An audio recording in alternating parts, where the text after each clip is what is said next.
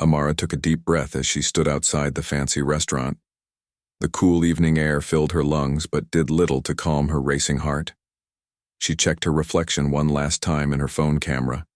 Her curly hair was perfectly styled, her navy blue suit without a wrinkle. Tonight would be the first time in 3 years she'd see her adoptive family. She wasn't sure if she was ready. "You can do this," she whispered to herself, tucking her phone back into her purse. "Just 2 hours. You can handle anything for 2 hours." When Amara had received the invitation to her adoptive mother's 60th birthday dinner, her first instinct had been to ignore it. She had built a good life for herself in Chicago, far away from the painful memories of growing up as the only black child in a white family that never quite understood her. At 32, she had become a successful attorney at a respected law firm. She had friends who got her a beautiful home and a loving husband. Why open old wounds? But something had pushed her to say yes. Maybe it was hope that things had changed. Maybe it was a desire for closure. Or maybe it was simply because, despite everything, these people were still family. As she walked into the restaurant, the host smiled politely. "Reservation name? Bennett," Amara replied. Even after 10 years of marriage and taking her husband's last name, saying her adoptive family's name still felt strange on her tongue. Ah, yes, they're already seated. Right this way. The restaurant was exactly the type her adoptive mother would choose. All polished wood, sparkling glassware, and hushed conversations. The kind of place where Amara always felt people watching her, wondering if she belonged. She spotted them immediately. Her adoptive father, Robert, tall and distinguished with gray hair at his temples, sat at the head of the table. Next to him was her adoptive mother, Catherine, looking elegant as always in a cream-colored dress, her blonde hair cut in the same bob she'd worn for 20 years. Her adoptive brother and sister sat across from each other, both looking like they'd stepped out of a catalog, perfectly dressed, perfectly groomed. Catherine saw her first, raising her hand in a small wave. The conversation at the table paused as all eyes turned to Amara. "You made it," Catherine said, standing to offer a stiff hug. She smelled like the same expensive perfume she'd worn throughout Amara's childhood. "Happy birthday," Amara replied, handing over a small gift bag. "Sorry I'm a bit late. Traffic was bad coming from the hotel." "You could have stayed with us," her adoptive sister said, her smile not quite reaching her eyes. "We have plenty of room since the renovation." "The hotel is fine," Amara said quickly, taking the empty seat between her adoptive siblings. "I'm not in town long anyway."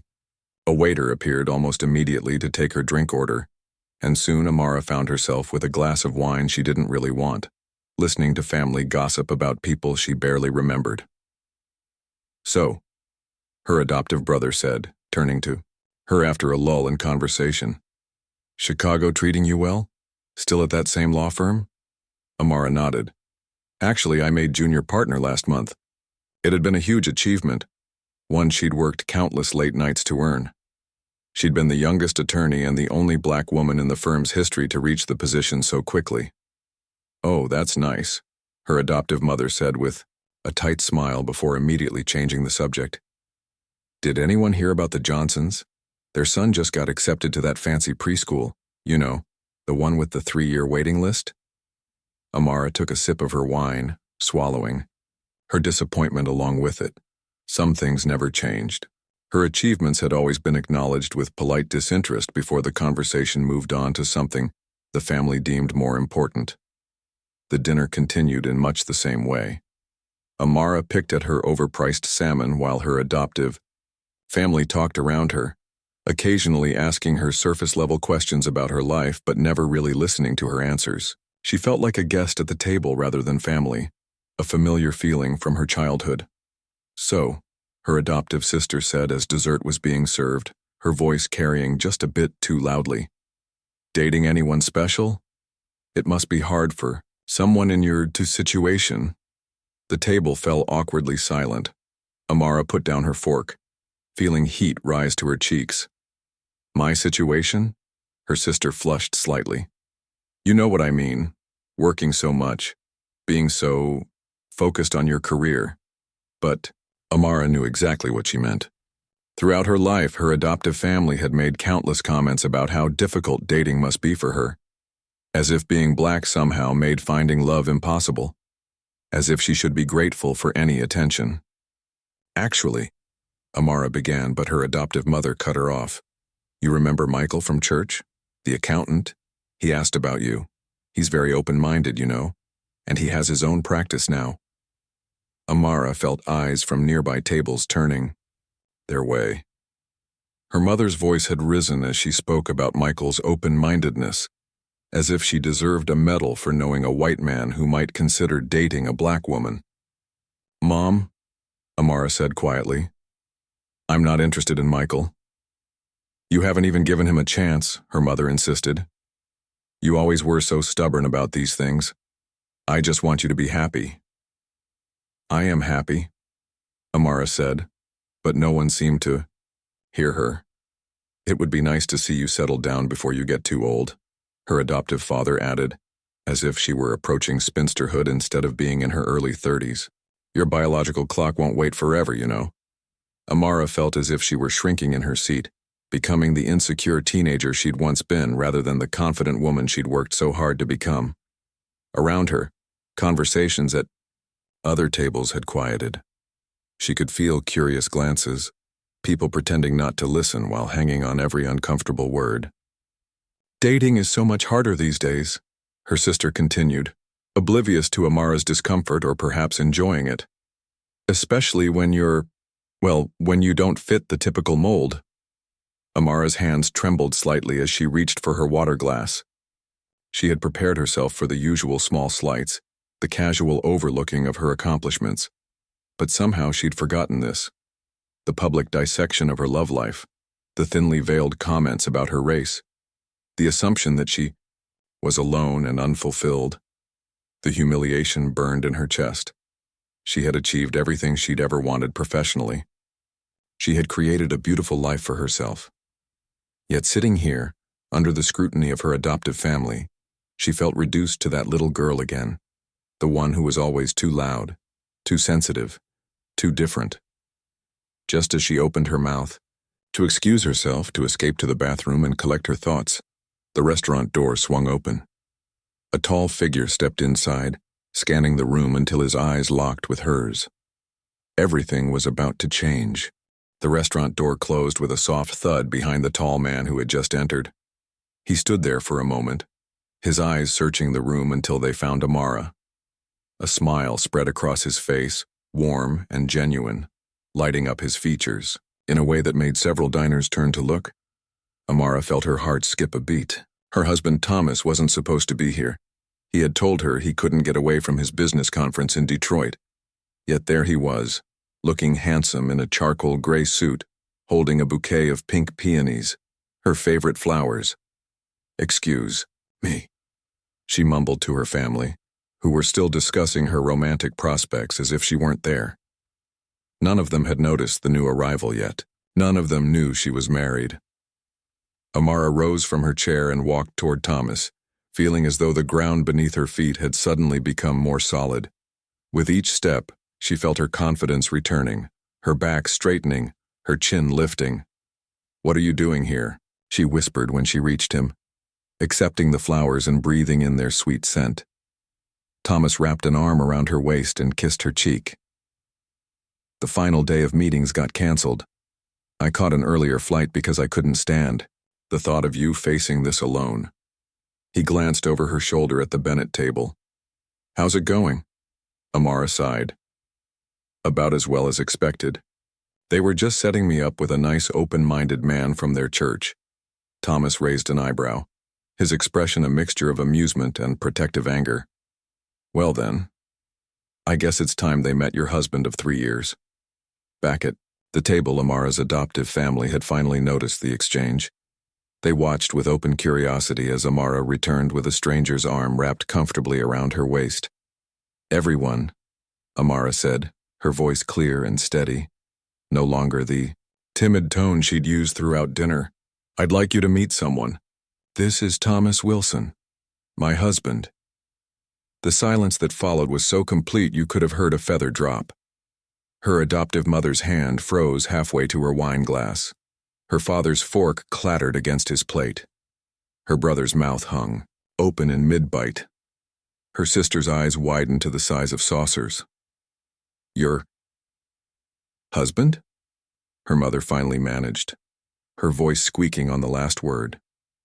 Thomas stepped forward, offering his hand to her father. "It's wonderful to finally meet you all.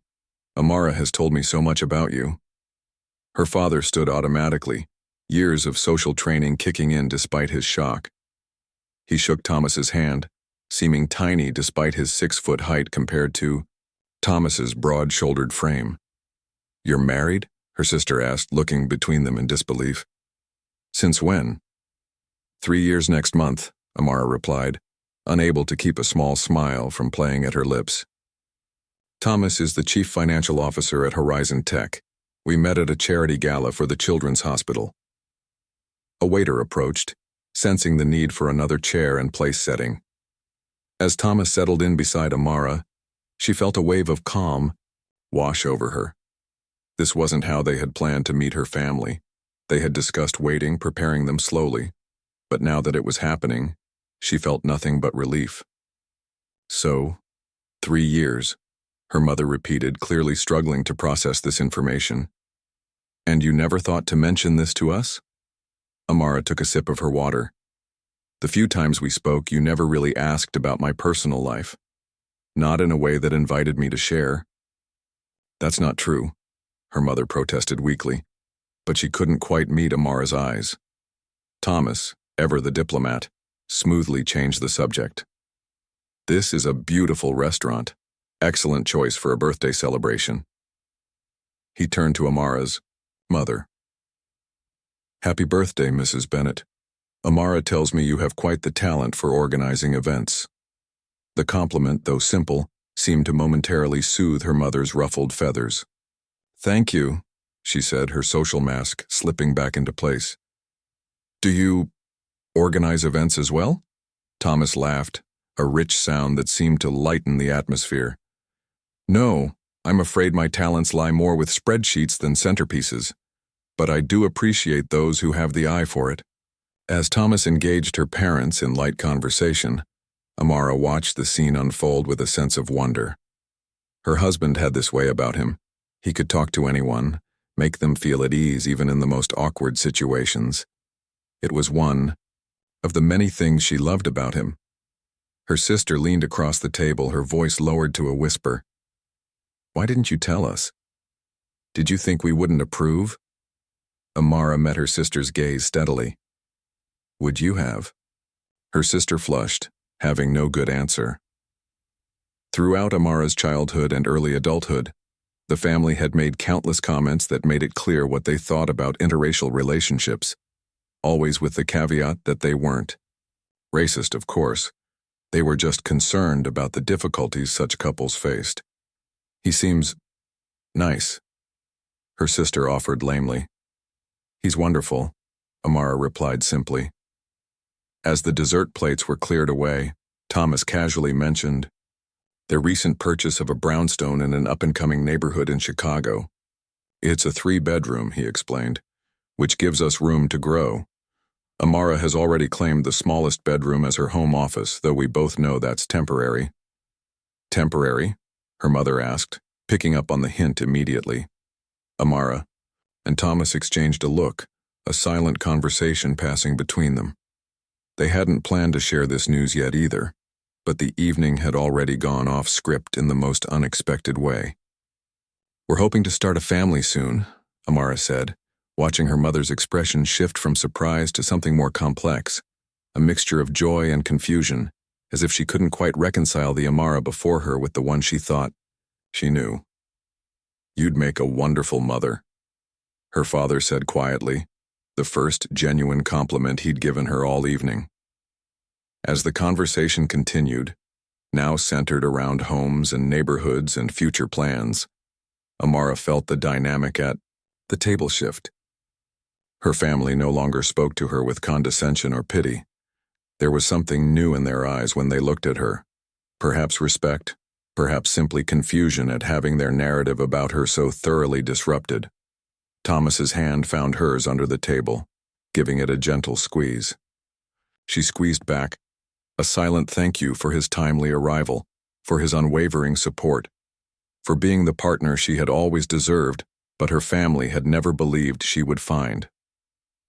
When the check arrived, Thomas insisted on paying for everyone. To celebrate meeting my new family, he said.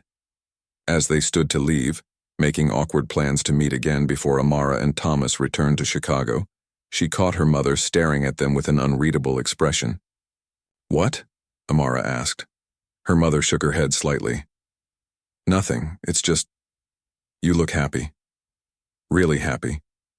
For once, Amara didn't feel the need to downplay her feelings or protect her family from the truth of her life. "I am," she said simply. "I really am." As they walked out of the restaurant into the cool night air, Thomas's arm around her shoulders, Amara felt lighter than she had in years. The public humiliation she had expected this evening had transformed into something else entirely, a moment of truth, of standing in her power, of finally being seen. The story her family had written for her had been rewritten tonight, and this new chapter was just beginning. The morning sun streamed through the hotel room curtains, casting a warm glow across the bed where Amara sat cross-legged, scrolling through her phone. 3 days had passed since the birthday dinner, and her phone hadn't stopped buzzing with messages from her adoptive family. "Another one?" Thomas asked, emerging from the bathroom with a towel around his waist, hair still damp from the shower. Amara nodded, showing him the screen. "My sister wants to have lunch, just us girls to catch up." She made air quotes with her fingers and rolled her eyes. "And my brother suddenly needs legal advice on a contract."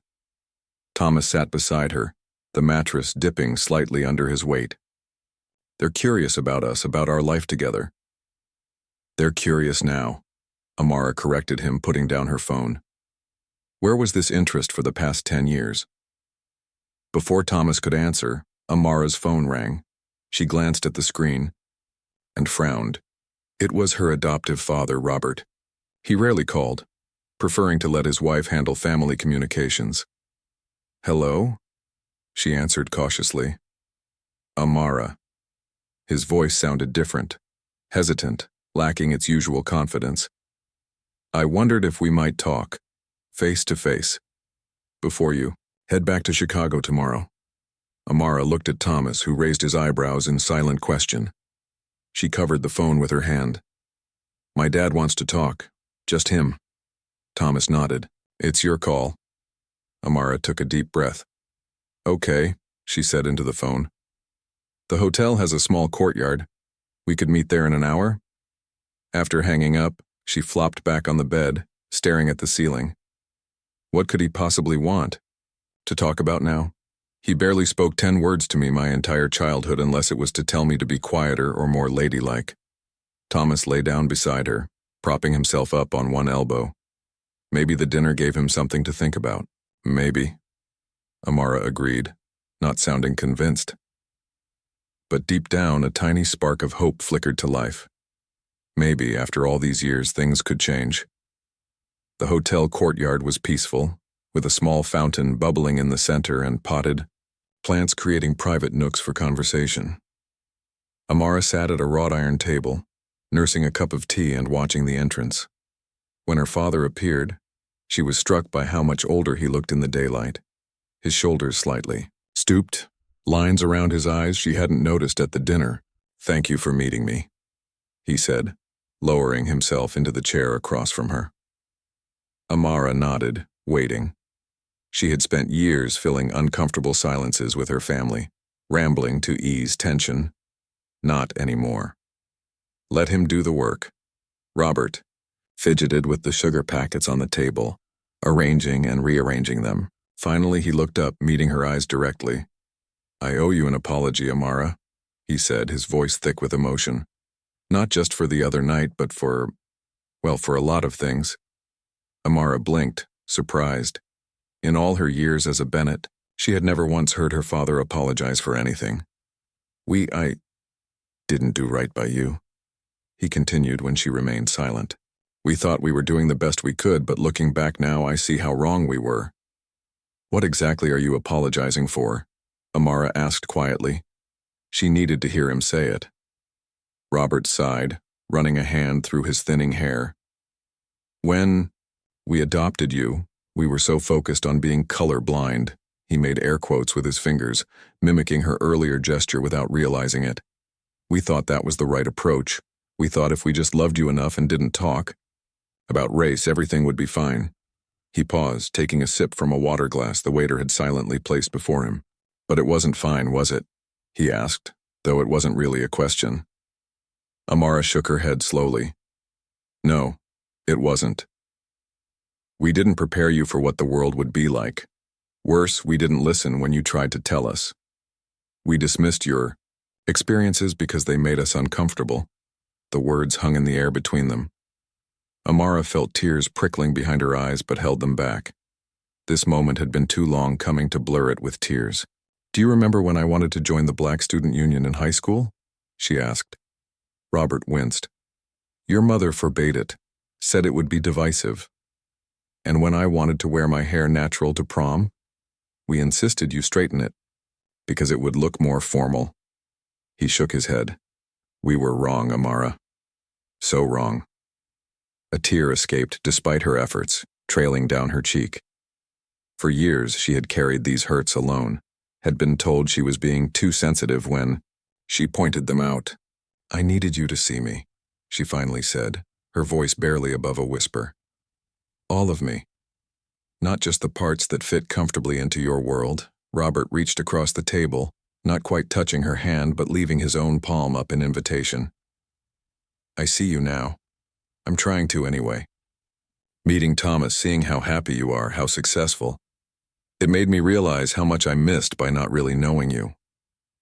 Amara placed her hand in his, a gesture that felt both foreign and familiar. What changed? Seeing you the other night. The way you lit up when Thomas walked in.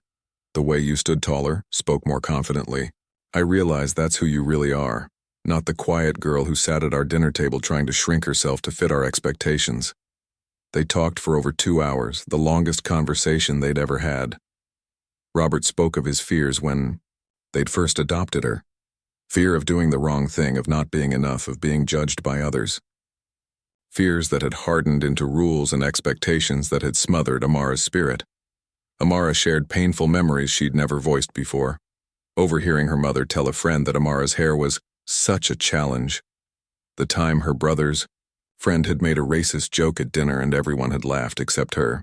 How she'd felt like an outsider in family photos, her brown skin stark against the sea of white faces. There were difficult moments. Robert grew defensive at times, falling back on phrases like, we meant well, and it was a different time. Amara had to remind him that impact mattered more than intent. But he was trying. Really trying. Perhaps for the first time. I don't expect you to forgive us overnight, Robert said as their time drew to a close. Or maybe ever. But I want you to know that I'm listening now. I want to do better. Amara nodded, emotionally drained but feeling lighter somehow. It's a start, she said. As they walked back to the hotel lobby, Robert asked about their plans. To start a family. We're hoping to adopt, actually, Amara told him. And when we do, we're going to make sure our child knows all parts of their heritage and history. They'll never have to hide pieces of themselves to make others comfortable. Robert stopped walking, turning to face her. In his eyes, Amara saw a mixture of regret and pride. You're going to be an amazing mother, he said. So much better than we were as parents. It wasn't a perfect reconciliation. There was no neat bow to tie around decades of misunderstanding and hurt. But as Amara hugged her father goodbye, a real hug, not the stiff embrace they usually shared, she felt something shift between them. The ground beneath her feet felt more solid somehow, as if a foundation that had always been cracked was finally beginning to heal. It wasn't forgiveness. Not yet, but it was a beginning. A month later, Amara stood in her kitchen wiping her hands on a dish towel as she checked the roast chicken in the oven. The rich aroma of herbs and garlic filled the air, mingling with the scent of fresh-baked bread and the apple pie cooling on the counter. Through the kitchen window, she could see Thomas in the backyard, arranging chairs around the patio table, occasionally glancing at his watch. "They're late," Amara said when he came back inside, reaching for glasses from the cabinet. "Only 15 minutes," Thomas replied, kissing her temple as he passed. "That's actually early for your family, isn't it?" Amara smiled despite her nerves. He was right. The Bennetts operated on their own time zone, consistently running behind while acting, as if everyone else was simply too early. It was one of many small irritations she'd grown up with but had forgotten about during their years of distance. This dinner had been Thomas's idea. "Invite them to our home," he'd suggested a week after they'd returned from their trip. "Let them see our life together, our real life, not just what they imagine." Amara had been hesitant. Their brownstone in Chicago was her sanctuary, her true home in a way the Bennett house had never been. The thought of her adoptive family invading this space made her stomach twist with anxiety. But the conversation with her father had left a door open, and maybe, just maybe, it was time to walk through it. The doorbell rang and Amara froze, suddenly overwhelmed. Thomas squeezed her hand. "We can do this, remember, this is our home, our rules." She nodded, drawing strength from his calm presence, and went to answer the door. They arrived in a cluster, her parents first, her mother clutching a bouquet of store-bought flowers, her father carrying a bottle of wine, her brother and his wife next, looking uncomfortable in business casual attire as if they weren't sure what was appropriate. And finally her sister, who had flown in from Boston specifically for this visit, a fact she'd mentioned repeatedly in texts leading up to the dinner. "Your home is lovely," her mother said after awkward hugs were exchanged in the entryway. She sounded surprised, as if she'd expected something less. "Thank you," Amara replied, accepting the flowers. "We've been here about 2 years now. The neighborhood is really coming into its own." "Is it safe?" her brother asked, glancing out the front window at the tree-lined street where children were playing on bicycles under the watchful eyes of parents chatting on porches. Amara exchanged a look with Thomas. "Very," she said simply, refusing to engage with the implied prejudice behind the question. As she led them on a tour of the 3-story brownstone, Amara watched their reactions closely. Her mother admired the original moldings and hardwood floors, but frowned slightly at the vibrant African artwork adorning the walls. Her brother seemed impressed by the home office with its wall of legal books and certificates from Amara's career achievements. Her sister lingered in the guest bedroom, noting its size and the quality of the furnishings with obvious surprise. "You've done well for yourselves," her father said quietly as they returned downstairs, and Amara felt a small glow of pride that she immediately chastised herself for. Why did their approval still matter to her? Dinner started smoothly enough. Thomas had always been a natural host, filling silences with easy conversation, drawing people out with questions about their interests. Amara watched him work his magic, grateful for his social grace. "So, Thomas," her mother said as they moved from salad to the main course, "tell us about your family.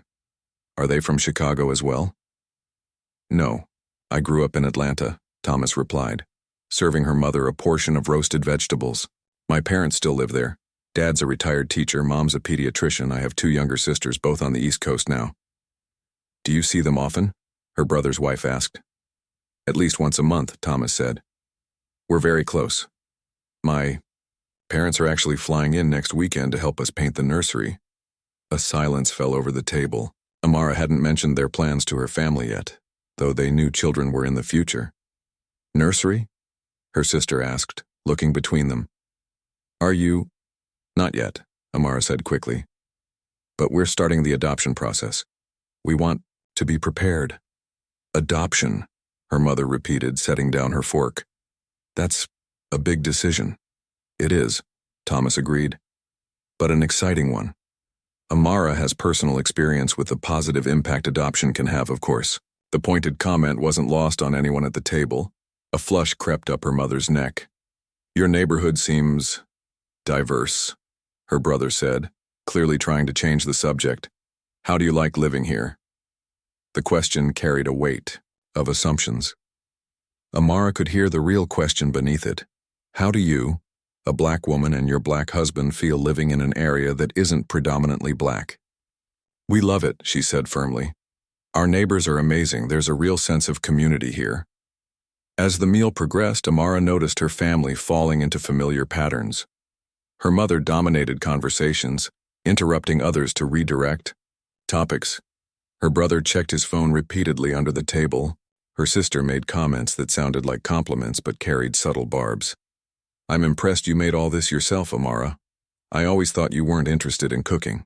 The tension came to a head when her mother, attempting to connect, mentioned a book she'd recently read.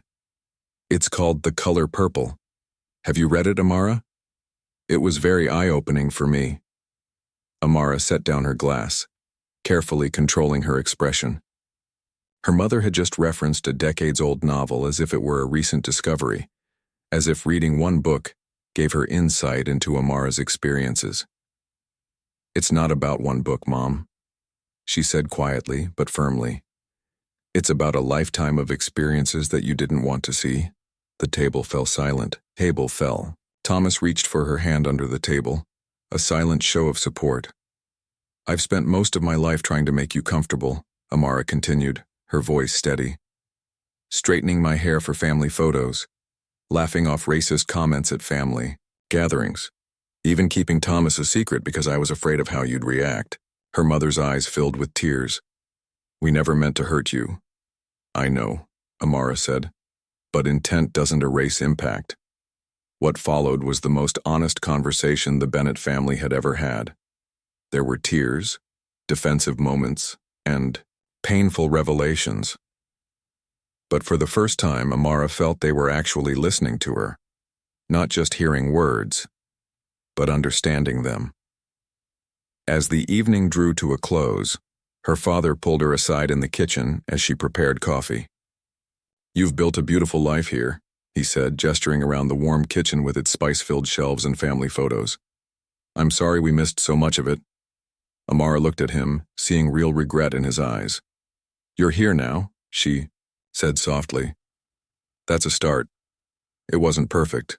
There were still moments of tension, of misunderstanding, but as Amara watched her family interact with Thomas in the living room, laughing at a story he was telling about their honeymoon misadventures, she felt something she hadn't expected to feel.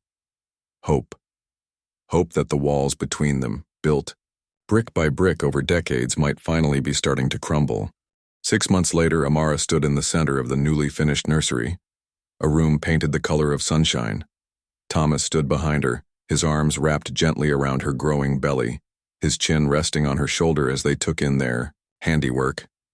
The crib, assembled just yesterday, stood against one wall. A bookshelf filled with children's books lined another. Above the changing table hung colorful artwork, some pieces from Thomas's family heritage, others reflecting Amara's birth culture, creating a space that celebrated both. What do you think? Thomas whispered, his breath warm against her ear. Amara leaned back against his chest, allowing herself a moment to soak in this feeling of peace, of rightness. It's perfect, she said. Better than I imagined. The sound of the doorbell interrupted their moment. Amara checked her watch and sighed. That'll be my mother. Early for once, Thomas chuckled. A historic day indeed. Should I get the door? No, I've got it. Amara gave his hand a squeeze before heading downstairs.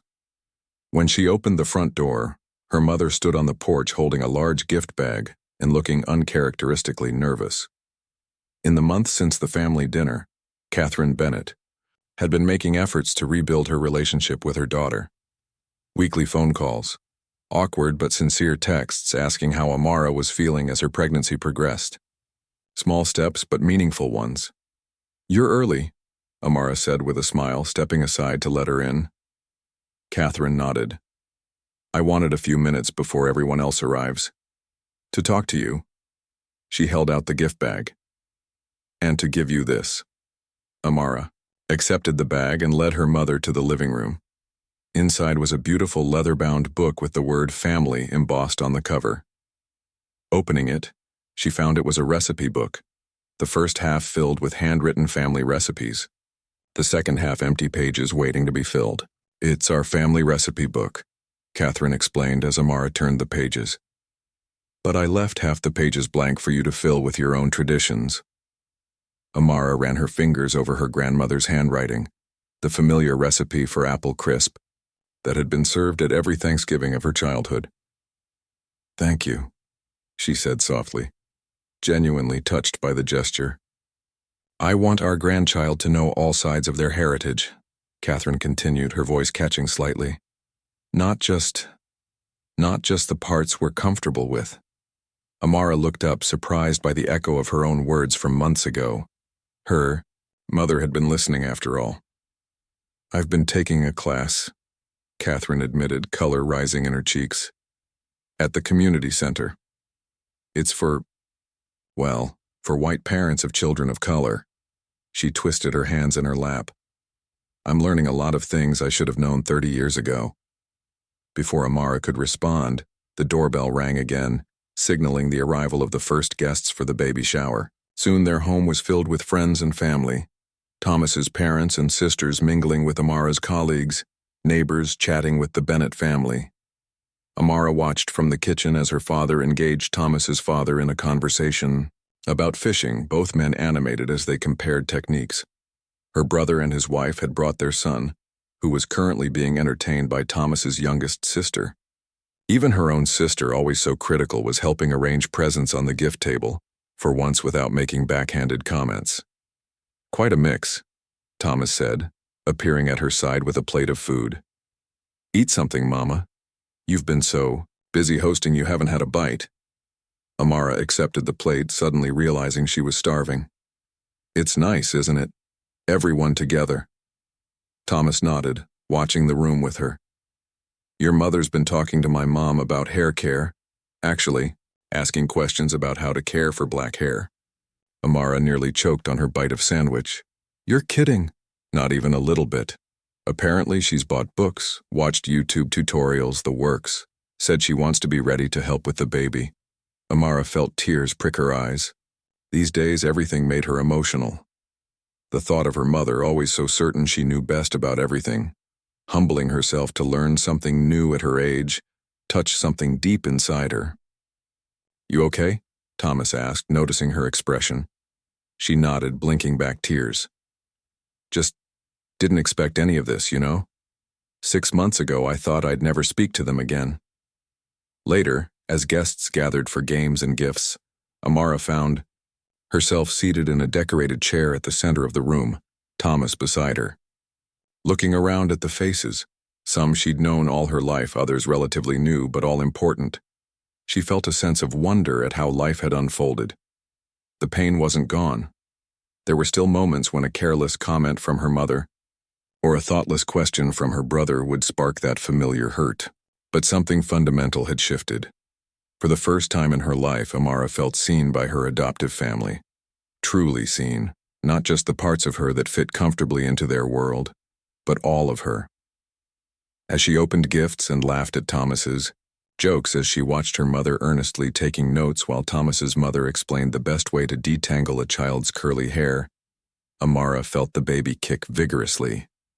"Someone's excited," she whispered to Thomas, guiding his hand to feel the movement. "Smart kid," Thomas replied with a grin. "Already knows they've got the best family around. Complicated and messy as we all are." That evening, after the last guest had left and the house was quiet again, Amara stood in the nursery once more. She placed the family recipe book on a shelf right next to a book of African folk tales Thomas's grandmother had sent, and a children's book about adoption they'd found at a local bookstore. Thomas joined her, wrapping his arms around her from behind, his hands resting on her belly. "What are you thinking about?" Amara leaned back against him, content. "About how different things will be for our child, how they'll grow up knowing all parts of who they are, how they'll never have to hide or shrink themselves to make others comfortable. They'll be loved," Thomas murmured. "Completely. For exactly who they are." As they stood together in the soft glow of the nursery lamp, Amara thought back to that dinner 6 months ago, the public humiliation that had nearly broken her, but had instead become the catalyst for healing. The journey had been difficult, marked by painful conversations and uncomfortable truths. There was still work to be done, boundaries to maintain, old habits to break. But standing here now, in this home they had built together, preparing for the child who would soon join their family, Amara knew one thing with certainty. The cycle of silence and erasure that had marked her own childhood had been broken. In its place, they were creating something new, a legacy of honesty, growth, and unconditional love that would carry forward for generations to come. "We're ready," she whispered, as much to herself as to Thomas. "Whatever comes next, we're ready."